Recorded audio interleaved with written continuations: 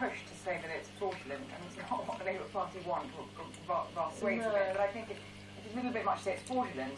I mean, I think that there's a really interesting bit in this story here where it talks about the Labour donor, Alan Assam, who's one of them, Assam Allen, a major donor, gave £200,000 for the last election, who's saying he simply will not give any more money to the party unless, and for him, it's David Miliband or no one.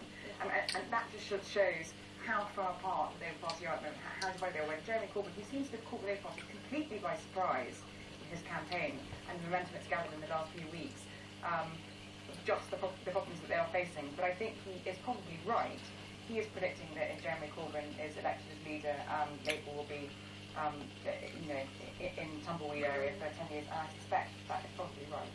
But I think that's probably quite generous, actually. I mean, the point is, these are not people that are Labour members. You don't become a member of the Labour Party by paying this fee. They're becoming sort of US-style supporters, registered supporters of a party, and that's the difference. We're going to have it in London as well for the Conservative mayoral candidacy and the nominees who were decided today, where you can pay £1 to vote in that election. So this is it's a way of getting elections more transparent, but it does make it open to these issues. I think the problem with the party is, though, is that they're saying that these are people that do not share our values.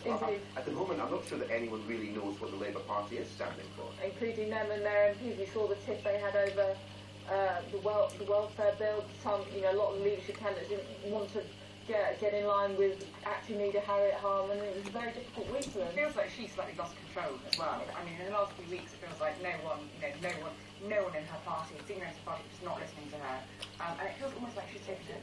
She doesn't feel like she's trying to kind of really whip anyone in.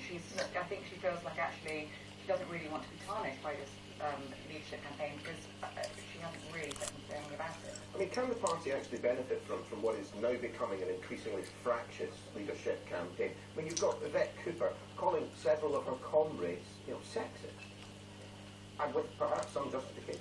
Yeah, I mean, I think that the way they've responded to having two women, quite plausible women candidates, has been quite interesting. I don't think it's shown the Labour Party and the Labour Party members in the best light, but that's perhaps a discussion for another day. I think it's clear from our conversation now the rise of Corbyn has caught them by surprise. They didn't realise there was just more hard left. But again, that is the legacy of Ed Miliband, who did pull his party to the left after